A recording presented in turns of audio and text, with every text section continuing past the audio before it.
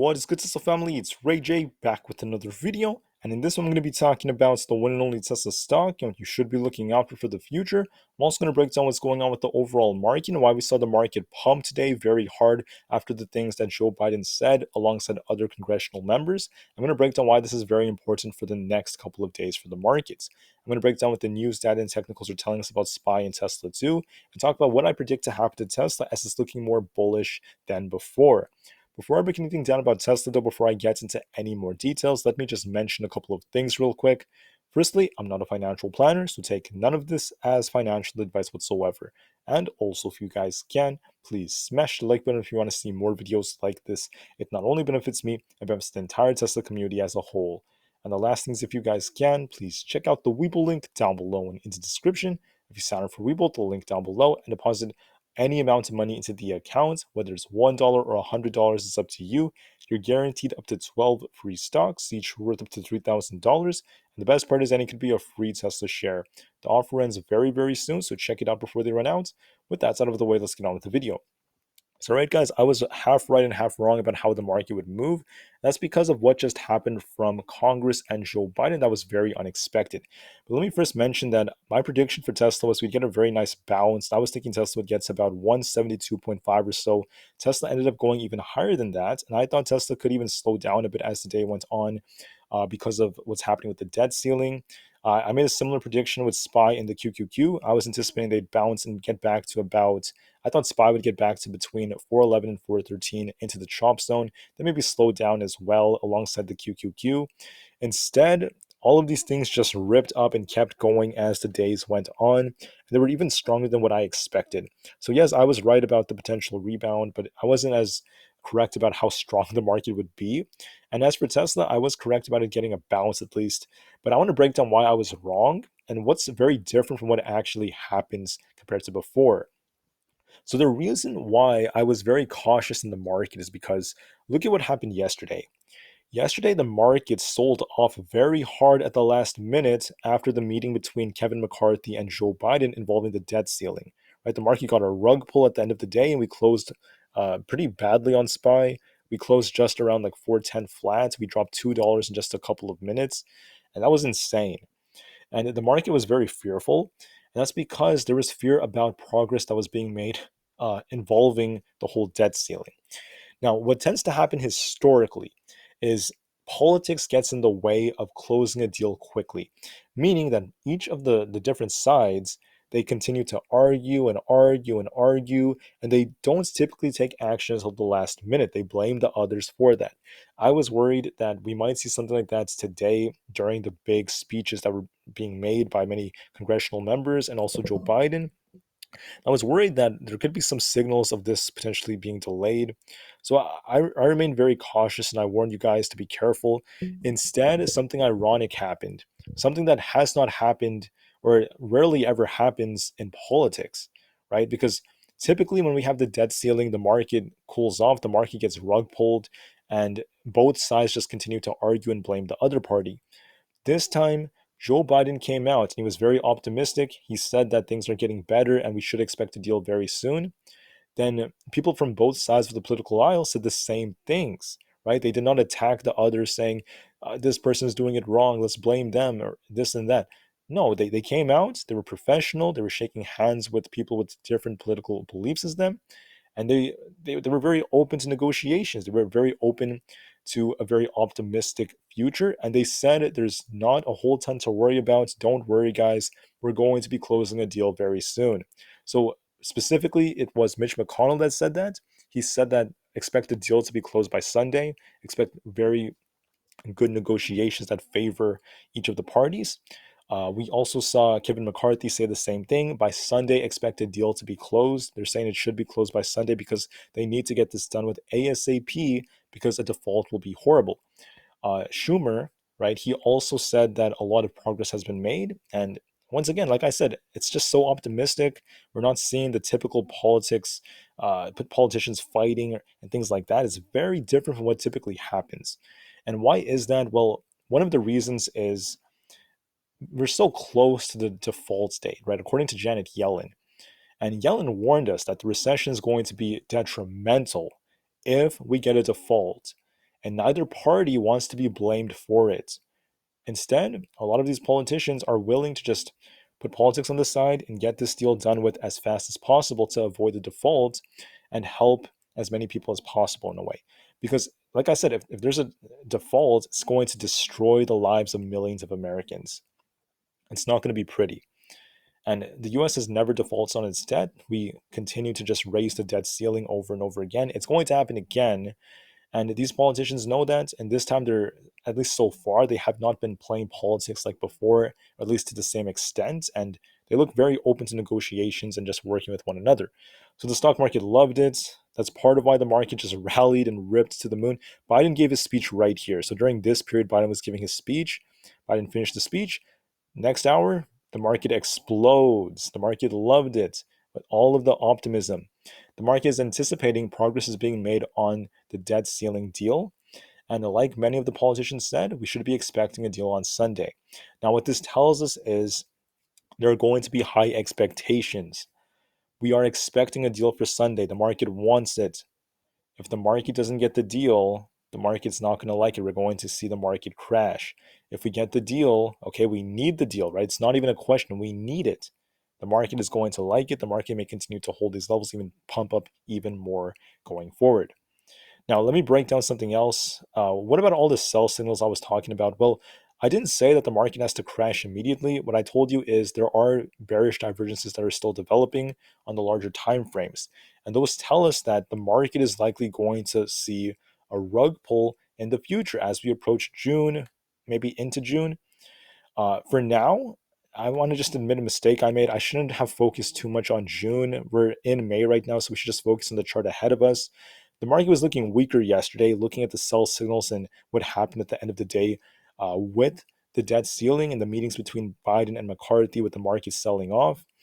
And despite that, now we're starting to see bulls regaining their positions. What also happened was a lot of shorts started closing their positions. So we have a lot of puts expiring for Friday. So could they be trying to set us up for a short squeeze or not? We'll have to wait and see. But here's the important thing to remember. On SPY, there's a head and shoulders right now. This head and shoulders has remained valid. It still is valid for now, but we couldn't validate it. You're gonna be watching 417.62 on SPY. If we break that high, we're gonna invalidate this head and shoulders, and the market's gonna fly to 420 plus. Right? That's the case I mentioned before. That would turn me like more bullish. So far, it's a real possibility. If we fail to break 417 and we're stuck at 415, we just reject from here. I mean, the head and shoulders is still valid. Okay, so they're both very possible.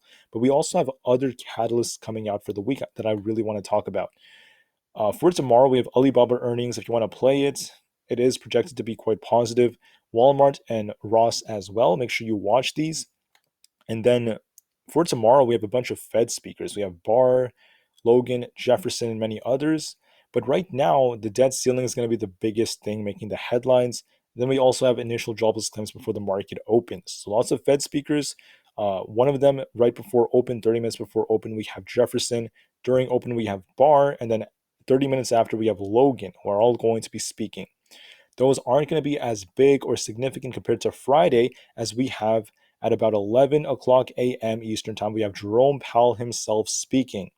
Powell could cause the market to get a rug pull, or he could cause the market to pump, or maybe not too much could happen if it's a nothing burger event.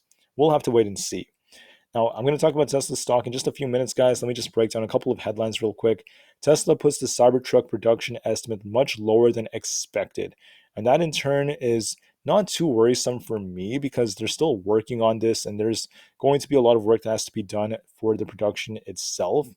Now, it has over 1.5 million reservations, so it's going to be a hit anyways. Nonetheless, I mean, still very, very bullish regardless of this.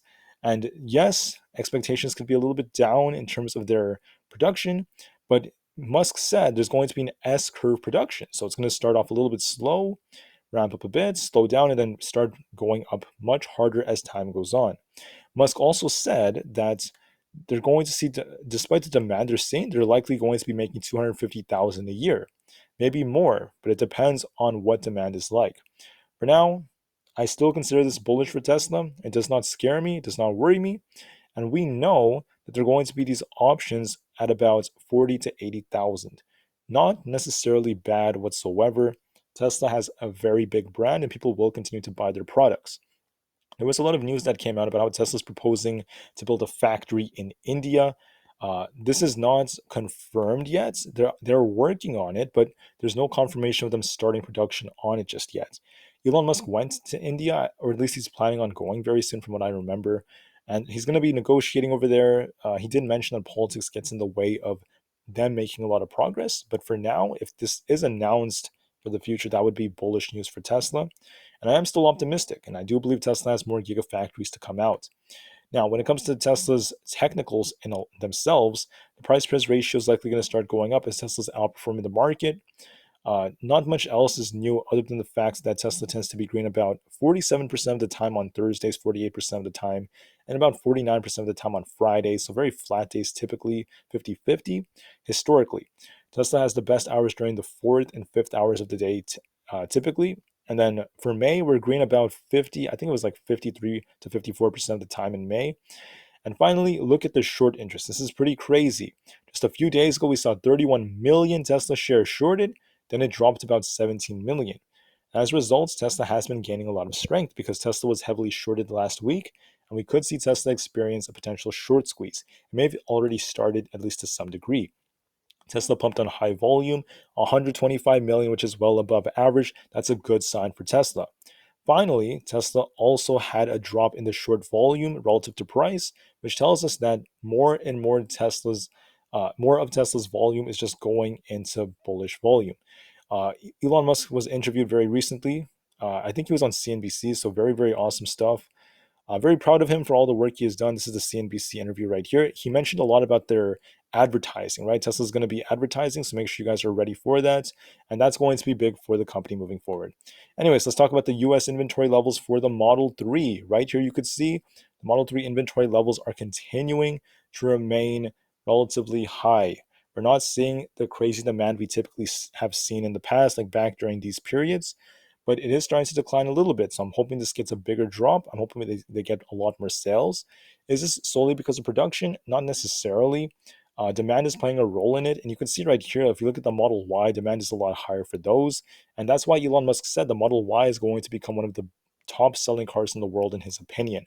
So for now, deliveries are still looking kind of mixed for me, but I'm still very optimistic for Tesla's long term. Now, as far as SPY goes, let me just note that we're likely going to cool off a bit tomorrow just to open this up, just to cool off the RSI. But there's always the potential for us to try to continue going forward. The daily candle is starting to look more bullish for the short term. For the medium term, yes, there's a bearish divergence developing, but it is developing. It is not fully developed yet, which tells us that there could be a rug pull in the future, especially because of all these gaps down below. Maybe it's because of a CPI or something like that. Who knows? But like I said, I mean, we have time, in my opinion. I don't think we're just going to get rug pulled immediately unless there's a black swan event, which I'm not seeing so far. And for now, it looks like the market's going to hold these levels, and we could even see more upside potential looking at this daily candle. On top of that, on the PPO on the daily chart, we're about to get a crossover, so there could be more upside. And I'm starting to see a big shift in the technicals. I apologize, guys, for being wrong. Sometimes I am right the large majority of the time, but I am a human and I will make mistakes. Nobody, no matter how intelligent, no matter how skilled they are, is going to be correct every single day when it comes to projecting the stocks. And also, I'm not able to always predict the news. Was not expecting both sides to be as respectful and as open to negotiations as they have been. And I consider that very important for all investors to be wary of. Now, going forward with the debt ceiling, the expectations are high. We need them to close the deal ASAP, especially by Sunday when Joe Biden returns from Asia. We need that to happen. If it does not happen by then, that could be bad for the stock market then. If it does happen, which the odds are starting to favor based off the fact that different parties are agreeing on the same thing, that could be good for the markets. And we could invalidate this head and shoulders. This could have just been a trap set for retail investors and many other investors. And in order for us to invalidate it, we have to break above 417.62. If the market breaks that, I expect SPY to fly to 420 plus. But we'll see if it can break that. I'm anticipating it to cool off and try to bounce tomorrow and just try to continue pushing. We'll see how it reacts to 416.14. That's going to be the first resistance to watch for. Then 417.62 is going to be the next major one. If it breaks it, brace yourselves, guys. There could be more upside. If it fails, then the head and shoulders is still valid. Be very, very cautious. And regardless of what this thing does, be very careful because the news could be very capricious. I am anticipating us to cool off first, but there's going to be an attempt to make itself back up. And we'll see if it could actually break 415 or not on SPY, get it all the way up to 416 and then 417.62. If it does, that would be bullish. If not, just be very careful. On the QQQ, the bearish divergence is still valid right now. It's still very strong. But the problem is, it's not playing out yet. So far, it's still developing technically. Even if it looked like this thing wanted to slow down, sometimes it just surprises you and just keeps going. And I'd love to see Tesla pumping. I'd love to see Biden's speech. And it looks pretty strong right now, right? The PPO is still wide open. The MACD is open after the crossover on the 1 hour time frame. On the daily chart, I mean. And on the 1 hour time frame, the same thing. It's still open. RSI is overbought on the 1 hour, so we need to see the QQQ cool off just a bit. Completely fine, and it might try to bounce, and we'll see if this thing could pump even more. 332 will be on the cards. If it breaks that, we could get closer to 324.5. That could all come if we get the bounce, and I am anticipating we're going to try to balance and try to hold up for the time being. But then we have Jerome Powell for Friday, and finally, the debt ceiling news to come out for Monday. So, like I said, be very cautious. For Tesla, this is looking very strong in my opinion, because when you zoom out and look at like the 1 hour time frame, for example, you will notice that Tesla had lots of these imbalances. So like right here, 172, there's another one around this 176 to 177 area. Imbalances within the data, imbalances within the price action. And it's making its way back up because of shorts starting to cover their positions. Shorts are starting to cover because Tesla's making a nice move. Why is Tesla doing this? Because there was a bullish divergence on a technical standpoint. And then Elon Musk announced some very bullish things, such as new models that are coming out in the future, Tesla's future being very bright, the Cybertruck updates, and all these bullish things. What does all of this mean? This means that Tesla might cool off its RSI tomorrow in the morning, just drop a little bit, but I expected by Thursday/Friday, Tesla to push all the way back up to around 176 at the least. And then if we could hold above 177 point, this high right here, 177 point, what is that, 38? So very close to 178. If we hold up there, Tesla's going to fly for 180, maybe even a little bit higher than that. So it has a lot of room for upside. It still has room for upside. But first, we have to break that key resistance. For now, I do believe the odds favor Tesla testing 176 by either tomorrow or the day after. Most likely tomorrow. And it's looking very nice.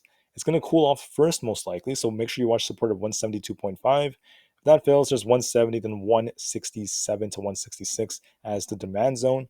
But for now, I believe Tesla will cool off first and just try to keep pushing. It looks very strong in my opinion, and I believe it's due to fill some of these what are these imbalances that are still forming. Okay, so it looks strong to me. Could be forming a cup and handle. Looks like a Wyckoff accumulation and maybe even a inverse head and shoulders. Looks nice. Congratulations, all Tesla investors, and I'm very proud to see Tesla moving this way. On Coinbase, this thing did not what I expected. I thought this thing would cool off. After filling this gap, we did see it drop to about 56, so it did drop in the morning, but it got a very nice bounce thanks to the market, and it continued to pump thanks to the bullish news that came out from Joe Biden and Congress. So sometimes unexpected things can happen. What's interesting is we made a higher low, and the RSI is confirming that. Now it's going to react to what the market does. It's going to cool off first, most likely, because we're at resistance, and right here it's quite overbought on the RSI. It's going to cool off first, but then it could continue. It's going to depend on the debt ceiling and what news comes out for tomorrow. I'm anticipating a cool off first before trying to bounce, maybe close to where the 50 EMA is, around like the 59 area around there, and then it could just continue from there. But for now, I mean, it's looking pretty decent, not looking too horrible, and it has some potential at hand. What's ironic about the market is the dollar index is still holding up quite nicely. If the dollar continues to break out, this could be a big red flag for the markets, and this could increase the odds of a rug pull coming forward. Does this mean that the market has to crash immediately? No, but it could tell us that there could be a big pullback coming for like the medium term, because when you look at the dollar, okay, when you look at the dollar, this could be a big indication of an increase in volatility for the markets and the VIX's bullish divergence to start playing out. Because when it comes to the VIX, I mean, we had a bullish divergence. It started to gain a lot of strength recently. And then all of a sudden, we get a rug pull on the VIX, and the VIX failed to get a very nice breakout. So it was ironic. The bullish divergence is technically still valid on the bigger time frames. This tells me that it may take even longer than expected for the VIX to break out. It is unfortunate for a lot of the bulls. There is a bullish divergence still on the daily chart, though. Don't forget about that. When is it going to break out? It could take, quite a while. It may not happen until like the June period, right? But for now, let's not worry about this thing breaking out. Let's just worry about what the chart is telling us. For now, the VIX is looking weak. It may continue to remain weak, which tells us that the S&P 500 and the collective market has more strength, and it may cause the VIX to remain this way. As far as Amazon goes, or let me talk about the SQQQ. Is the bullish divergence still valid? Let me just double check this for you guys. I believe it technically is still valid, just barely for now. There is a bullish divergence that's valid. Uh, we'll see if this finally gets to bounce or when it's going to happen. If it keeps dropping and the RSI breaks this low, we couldn't validate it. But on the MACD or the MACD, it's still valid for now. That tells me that there is going to likely be a pullback coming for the QQQ. It's just that it does not have to start now. Like I said, the QQQ looks strong. It may take another, couple of weeks before it happens. It could take a while. So just be patient. We'll see what the news causes, but always be very cautious in a market like this. Because, like I said, there is going to be a rug pull. It's just going to take longer than what many would have expected. Nvidia is strong. It's going to likely cool off its RSI a bit, retest 300. If it holds that, it could keep going for over 302 plus. Still looking quite strong. Aapl is likely going to chop around. I don't see it breaking out way too hard. To me, it looks like it's going to just chop around between 170 and 174. It's going to likely continue to do so, maybe try to push tomorrow, cool off tomorrow, then push up a little bit higher. But for now, Aapl does not have to break out too much harder for the market to continue pushing. It still has strength, so it's looking all right. AMD got a nice breakout, stopping at resistance around 104. It's going to likely cool off its RSI a bit, retest 102.5, and then try to keep going. For now, it's looking pretty good. On the daily chart, we have a wide open MACD. There's no sign of this thing weakening just yet, and we just have to be patient with it. Meta is looking relatively strong. Meta is just continuing to hold up. It might cool off and retest like 240 first and then try to bounce from there. But for now, it's looking a lot better than before. We're about to get a bullish cross on the daily time frame. Let it cool off first. That would be completely healthy, and then just try to pump afterwards over the next couple of days. Same thing with Google. It's going to likely, it needs to cool off its RSI. It's very overbought. It would be very healthy if it retested like 120, then it tries to bounce off that. If it does hold these levels, it has the potential to go all the way up to 125, as we have a wide open MACD. Strength is still there, and it's looking pretty decent. Finally, guys, last but not least, Netflix is at about 340, holding up quite nicely. It is at resistance right now. Might reject off resistance just a little bit, drop a tiny amount, drop just around to 337.5, and then try to bounce from there and try to keep pushing. For now, Netflix is looking pretty decent, though. Gaining lots of strength and may continue to pump. So most of the stocks are starting to gain strength. They're looking a lot better than before. And all of this changed because of what Congress just announced. They're becoming a lot more optimistic. Let's hope that continues. I personally do not want to play politics. I want the best for as many Americans as possible. And the best thing would be for them to clear the issue of the debt ceiling, pass a deal. They could, include lots of requirements such as cutting governmental spending. That's fine with me. But they need to get something done. They need a deal. And it's going to affect every single American's lives. Anyways, for the market, don't forget for SPY, there's a possible head and shoulders forming. If we keep breaking out, so we're likely going to cool off first, and then we are going to try to break out. If we could break these highs right here, this like 417.62 level, we could invalidate it. And then SPY is going to fly to 420 plus, which will be bullish for the whole market, because this is going to be dictated by the S&P 500 or the SPX. That's going to become bullish.